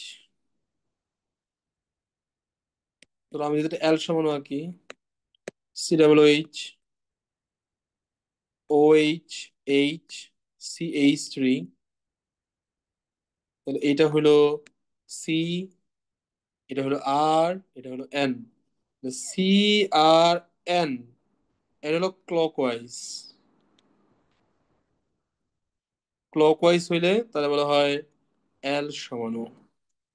এটা প্যাচ লাগাটা স্বাভাবিক, এই জন্য আমি মনে রাখতাম, আমি নিজে আর কিভাবে মনে রাখতাম, যে ঘড়ির কাঁটার দিকে ঘুরলে ডি হয় না, এল হয়। এক একটা এক একটা ইয়ে থাকে, আমি এভাবে মনে রাখতাম যে ঘড়ি কাঁটার দিকে যদি ঘুরে, দিকে, ঘড়ি কাঁটার দিকে যদি ঘুরে, তাহলে ডিটা হয় না, এল হয়। তো এই জন্য ঘড়ি কাঁটার দিকে ঘুরছে এল হয়েছে, ঘড়ি কাঁটার বিপরীত দিকে ঘুরছে ডি হয়েছে। এইভাবে ডি এর সমাণু বের করা যায় এবং এটা মিলে কাজ করে, ভালোই কাজ করে। যাক, এগুলো পরীক্ষা আসবে না, কিছুই আসবে না। ওই এগুলো মনে রাখ, এই উদাহরণটা মনে রেখো, ল্যাকটিক অ্যাসিডের। ডিল্যাকটিক অ্যাসিড, ল্যাকটিক অ্যাসিড পরীক্ষা আসলেই সবসময় উদাহরণ দিয়ে দিবা। ডিল্যাকটিক অ্যাসিড, ল্যাকটিক অ্যাসিড, COOH উপরে থাকলে, OH ডানে থাকলে ডি, OH বামে থাকলে এল। এবং ডিল্যাকটিক অ্যাসিড আলোকে 2.4 ডিগ্রি ডানে ঘোরায়, আর ল্যাকটিক অ্যাসিড আলোকে 2.4 ডিগ্রি বামে ঘোরায়। আর সিআরএনটা দেখেছিলাম একটু, যে সি মানে কার্বন যুক্ত কার্যকরী মূলক, আর হলো অ্যালকাইল বা হাইড্রোজেন, এন হইলো কার্বন বিহীন সবকিছু। এবং এরকম CRN কে আইডেন্টিফাই করার পর তুমি যদি অ্যান্টি ক্লকওয়াইজ পাও তাহলে সেটা হবে ডি, যদি ক্লকওয়াইজ পাও তাহলে সেটা হবে এল।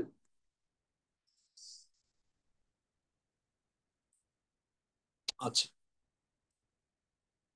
তাহলে আলোক সমানুতার উম অনেক কিছুই পড়লাম। এবার আসলে হলো যে নর্মালি আমরা একটু আগে দেখলাম যে কাইরাল কার্বন থাকলেই সে আলোকে ডানে বা বামে ঘোরায়,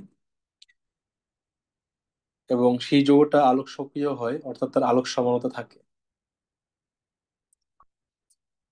কিছু উদাহরণ আছে, মানে খুব রেয়ার, দেখা গেছে দুই একটা ব্যতিক্রম আছে যেগুলোতে কাইরাল কার্বন থাকার পরেও তারা আলোকে ডানে বা বামে ঘোরায় না, অর্থাৎ আলোক নিষ্ক্রিয় হয়। এরকম দুইটা উদাহরণ হলো, একটা হলো মেসো যৌগ, আর একটা হলো রেসিমিক মিক্সচার। এই দুটো শেষে বলবো। আচ্ছা, আপাতত একটা জিনিস দেখি, সেটা হলো অ্যানানসিওমার, অ্যানানসিওমার, একটা হলো অ্যানানসিওমার আর একটা হলো ডায়াস্টারিওমার। অ্যানানসিওমার আর একটা হলো ডায়াস্টেরিওমার। প্রথমত হলো অ্যানানসিওমার। অ্যানানসিওমার ডায়াস্টেরিওমার ব্যাপারটা কি, যে ধরো তুমি একটা যৌগের আহ, 10টা, মানে কয়টা সমান পাবা এটা তো কাইরাল কার্বনের সংখ্যা দিয়ে তুমি জানো, যে যদি তার 3টা কাইরাল কার্বন, 2টা কাইরাল কার্বন থাকে তাহলে 2 স্কোয়ার মানে 4টা আলোক সমান পাবা। যদি তিনটা কাইরাল কার্বন থাকে 2 কিউব, 8টা বাবা। যদি 4টা কাইরাল কার্বন থাকে তাহলে 2 টু দি পাওয়ার 4, মানে 16টা আলোক সমান পাবা। এই 16টা আলোক সমানুর মধ্যে দুইটা আলোক সমানুর মধ্যে যে সম্পর্ক, এই সম্পর্ক দুই ধরনের। একটা হলো এনানসিওমার, আর একটা হলো ডায়াস্টেরিওমার। এনানসিওমার হলো যদি আলোক সমাণু দুইটা এমন হয় যে একটা 5 ডিগ্রি আর একটা -5 ডিগ্রি, এরকম এরকম এদের বলা হয় এনানসিওমার। এনানসিওমার। তাহলে আমি যদি বাংলায় বৈশিষ্ট্য লিখি, তাহলে প্রথমত 1 নম্বর, এরা মিরর ইমেজ হয়, খুব ইম্পর্টেন্ট। এনানসিওমার হলো মিরর ইমেজ হয়, মানে যে দুইটা আমি নিব ওই দুইটা যদি মিরর হয় তাহলে তাদের বলা হয় এনানসিওমার। এবং এদের আরেকটা গুরুত্বপূর্ণ বৈশিষ্ট্য হলো একটি যৌগ একটি আলোকে আলোকে যে কোণে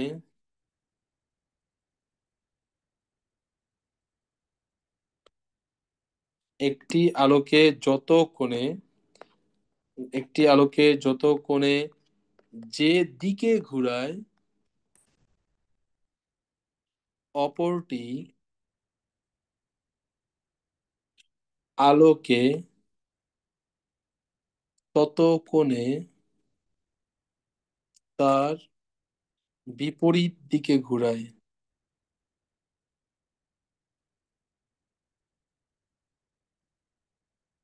এটা হলো অ্যানোসিওমারের বৈশিষ্ট্য।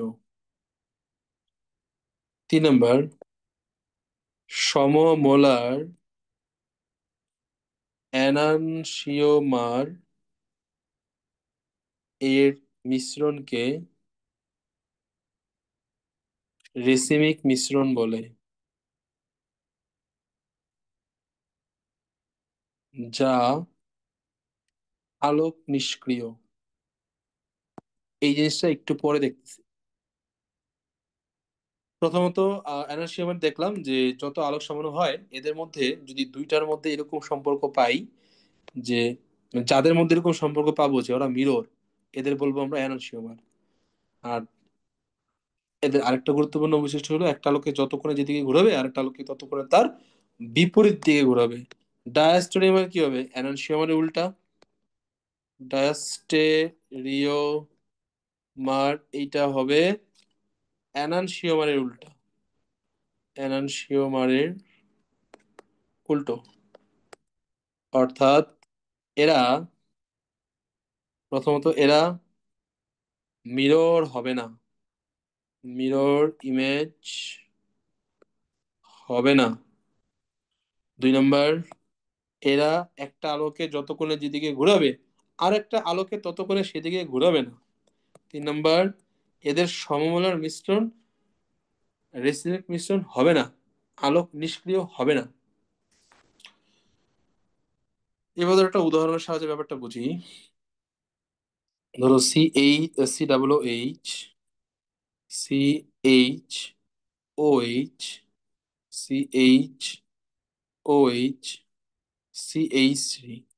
এই যোগটাতে তো দুইটা কাইরাল কার্বন আছে, তাহলে ওর টোটাল আলোক সমান পাবো আমরা 4টা। এই 4টা আলোক সমান আমি আঁকি। তাহলে আরেকটা হবে ধরো সি সি CH3, দিয়ে দিলাম OH,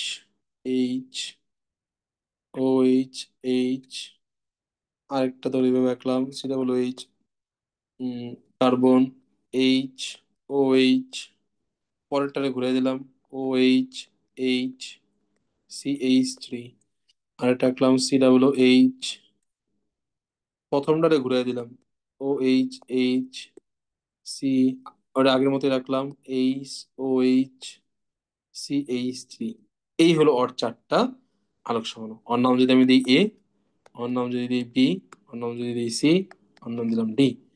এবং এর মধ্যে খেয়াল করে দেখো যে এই যে এ এবং বি একটা আরেকটার মিরর, আবার সি এবং ডি একটা আরেকটার মিরর।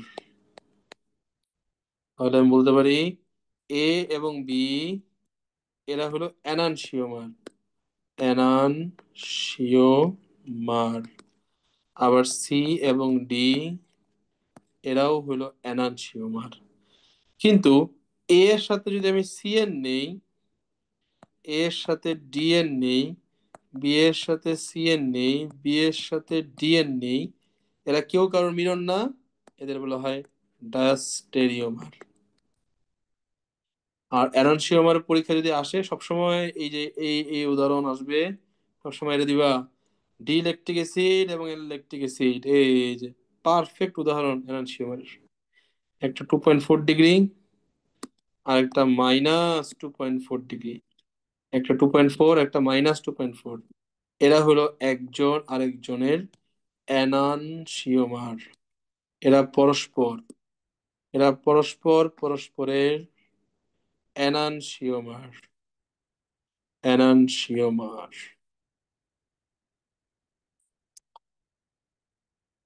আচ্ছা, এনানসিওমার গেল তো। এই এনানসিওমার ডায়াস্টেরিওমার এদের পার্থক্য পরীক্ষা আসে, আসবে এনানসিওমার ডায়াস্টেরিওমার মধ্যে পার্থক্য। একটা হলো মিরর ইমেজ দিয়া, একটা হলো বন্ধন কোণে ঘূর্ণন দিয়া, আর একটা হলো রিসিভিং মিশ্রণ। এই তিনটা লিখবা, 2 মাসের জন্য আসে। আচ্ছা, রেসিমিক মিশ্রণ। রেসিমিক মিশ্রণ। রেসিমিক মিশ্রণ হলো সমমোলার এনানসিওমারের মিশ্রণকে বলা হয় রেসিমিক মিশ্রণ। অর্থাৎ তুমি একটা মিক্সার করলা, এখানে তুমি 1 মোল দিলা। ধরো তুমি একটা মিক্সার করলা, এই মিক্সারে দিলা 1 মোল ডি ল্যাকটিক অ্যাসিড, আর একটা দিলা 1 মোল এল ল্যাকটিক অ্যাসিড। 1 মোল ডি ল্যাকটিক অ্যাসিড ও চাইবে আলোকে +2.4 ডিগ্রিতে ঘুরাইতে। 1 মোল এল ল্যাকটিক অ্যাসিড ও চাইবে আলোকে -2.4 ডিগ্রিতে ঘুরাইতে। এদের অ্যামাউন্টও যেহেতু সেম আছে, তাহলে অর্ধেক চেষ্টা করবে 2.4-এ ঘুরাইতে, বাকি চেষ্টা করবে -2.4-এ ঘুরাইতে। আলটিমেটলি সে ডানেও যাবে না, বামেও যাবে না, তার রোটেশন হবে 0 ডিগ্রি। ফলে এই মিশ্রণটা, এটা বলা হয় এটা আলোক যেহেতু 0 ডিগ্রিতে চলে গেল, ডানাও গেল না, বামেও গেল না, এটা হলো আলোক নিষ্ক্রিয়, এবং এর বলা হয় রেসিমিক মিশ্রণ। রেসিমিক মিশ্রণ পরীক্ষার জন্য খুবই ইম্পর্টেন্ট রেসিমিক মিশ্রণ। তো সমমোলার এনানসিওমারের মিশ্রণ যা আলোক নিষ্ক্রিয়, তারই বলা হয় রেসিমিক মিশ্রণ। একটা উদাহরণ নিয়ে আসবা, ডিইলেকট্রিক অ্যাসিড, অ্যাললেকট্রিক অ্যাসিড, এটা মুখস্থই রাখতে হবে তোমার। কারণ আলোক সমানুতে প্রশ্ন আসবে, আর তুমি ডিইলেকট্রিক অ্যাসিড, অ্যাললেকট্রিক অ্যাসিডকে উদাহরণ হিসেবে টেনে নিয়ে আসবা। লাস্ট হলো মেসোযৌগ। মেসোযৌগ। Last topic মেসোযৌগ। মেসোযৌগ হলো এমন একটা যৌগ যার মধ্যে কাইরাল কার্বন থাকা সত্ত্বেও সে আলোক নিষ্ক্রিয়। উদাহরণ হলো tartaric acid, COOH, CHOH, COOH। তো মেসোযৌগ চেনার জন্য প্রথমত সকল মেসোযৌগের মধ্যে একটা প্রতিসাম্যের তল থাকবে। সকল মেসোযৌগের মধ্যে থাকবে একটা প্রতিসাম্যের তল। প্রতিসাম্যের তল বলতে এই তলের সাপেক্ষে দেখো উপরের অংশ নিচের অংশের সমান, এই তলরে বলা হয় প্রতিসাম্যের তল। এই প্রতিসাম্যের তল থাকবে। তাহলে মেসোযোগের 1 নাম্বার হইল প্রতিসাম্যের তল থাকবে। এই প্রতিসাম্য তলের উপরের অংশ আলোকে যত কোণে যেদিকে ঘুরাবে, নিচের অংশ আলোকে তত কোণে তার বিপরীত দিকে ঘুরাবে। তুমি যদি সিআরএন রুল অ্যাপ্লাই করো, এটা সি। অ্যালকাইল যেহেতু নাই, তাহলে হাইড্রোজেন হলো আর, এটা হলো এন। সি, সি আর এন, এটা anti clockwise. Anti clock wise মানে হলো, এটা হলো ঘড়ি কাঁটার দিকে ঘুরলে ডি হয় না, এল হয়। তো এটা হলো ডি। নিচেরটার ক্ষেত্রে খেয়াল করো, এটা কার্বন, এটা মানে সি, এটা হলো আর, এটা হলো এন। সি আর এন, ক্লকওয়াইজ। ক্লকওয়াইজ, যেহেতু ক্লকওয়াইজ, ক্লকওয়াইজ হলে তাহলে বলা হয় এল।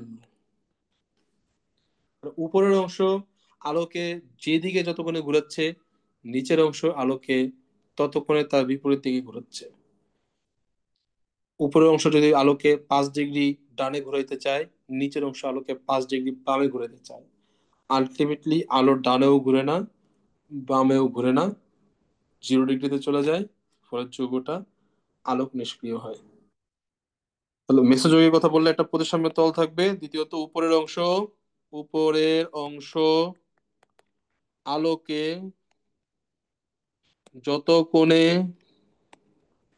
যে দিকে ঘুরাবে, নিচের অংশ আলোকে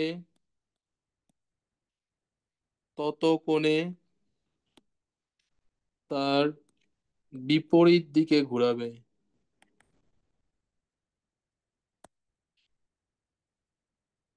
ফলে যৌগটি আলোক নিষ্ক্রিয় হয়।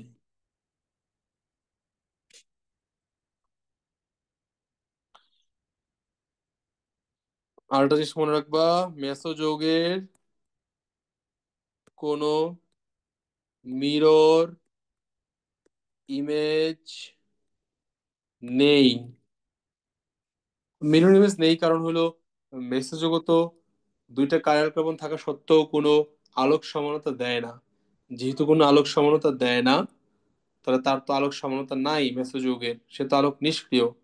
আর যারা আলোক নিষ্ক্রিয় হয় তাদের, আচ্ছা জিনিসটা এইভাবে বলা যায়, দেখো সুন্দর একটা ভাবে বলা যায়। সেটা হলো ওই যে পিছনে যে পড়লাম মিরর ইমেজের ব্যাপারটা, কই পড়ছিলাম যে এনানসিওমারে পড়ছিলাম। এনানসিওমারের মধ্যে দেখছিলা যে একটা যদি 2.4 ডিগ্রি প্লাস হয়, বা একটা যদি 5 ডিগ্রি হয়, আর একটা -5 ডিগ্রি হয়। ল্যাকটিক অ্যাসিডে দেখছিলে একটা +2.4 ডিগ্রি হলে আর একটা -2.4 ডিগ্রি হয়। তো মেসোযৌগ তো আলোক নিষ্ক্রিয়। মেসোযৌগ যেহেতু আলোক নিষ্ক্রিয়, ও আলোকে ডানেও ঘুরায় না, বামেও ঘুরায় না, তাহলে ওর ঘূর্ণন হইল 0 ডিগ্রি। একটু আগে দেখলা যে মিরর ইমেজ যদি হয়, মিরর যদি ইমেজ হয়, তাহলে একটার যদি হয় 5 ডিগ্রি, আরেকটার হয় -5 ডিগ্রি। ওর যেহেতু 0 ডিগ্রি, আর +0 ডিগ্রি, -0 ডিগ্রি বলতে কিছু নাই, এই কারণে মেসোযোগের কোনো মিরর ইমেজ নেই। এটা এমসিকিউতে আসে, মেসোযোগের মিরর ইমেজ নেই। সমানতা শেষ। আলোক সমানতার মধ্যে কোনো প্রশ্ন আছে, কোনো সমস্যা?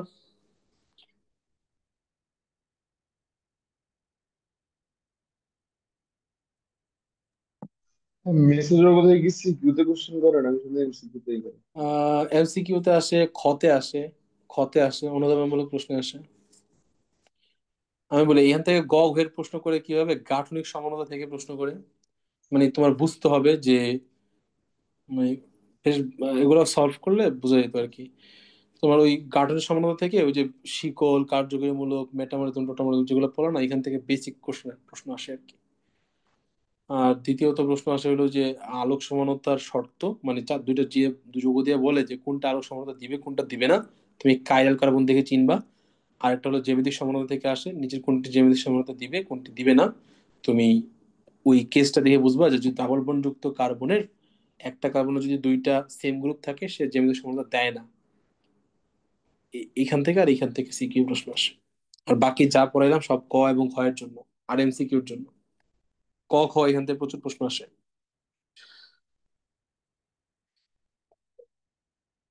কোনো প্রশ্ন সমানতা থেকে?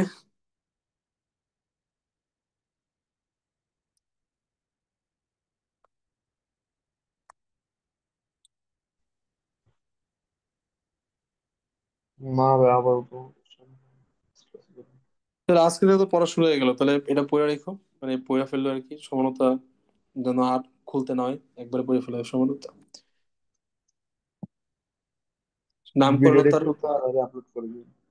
হ্যাঁ, ভিডিওটা একটু তাড়াতাড়ি আপলোড করে দিন। এখন এখনই করে দিছি, এখনই আপলোড করে দিছি। আর ওই পড়া শুরু করে দাও, আজকে থেকে তো পড়া শুরু, আজকে তো অনেক পড়া হয়ে গেল আর কি, সমানতা পড়া শেষ করে দিছি। তো আজকেরটা আজকেই পড়ে ফেলাও। হ্যাঁ, পরশু দিন জৈব যুগের মেন পড়া শুরু করবো আর কি, অ্যালকেন শুরু হবে আর কি, অ্যালকেনের বিক্রিয়া শুরু হবে। আগে টুকটাক বেসিক জিনিসপত্র পড়াবো, ওগুলো আবার এমসিকিউ তে আসে, আবার ক খ তে আসে, ওগুলো বেশি সময় লাগবে না। নেক্সট ক্লাসে অ্যালকেনের প্রস্তুতি শুরু হয়ে যাবে আর কি, তার আগেই তো সমানতা শেষ করে ফেলো। জরুরি কি খাতায় নোট করে লিখবো নাকি লাগবে স্লাইডে না, থাকবে? কিচ্ছু কোনো নোট করা লাগবে না, যা লেখলাম এটাই তো নোট হয়ে গেল, এটাই তো স্লাইড। আমি যে স্লাইডে লিখতেছি এটাই তো নোট, নোট দরকার নেই। তবে তুমি চাইলে তোমার হাতে সময় থাকলে তুমি সেটা খাতায় লিখতে পারো, খাতায় লিখতে পারো, চাইলে সুন্দর করে লিখতে পারো। ঠিক আছে, এটা আপলোড করে দিয়েছি, আর সমালোচনা পড়ে রেখো।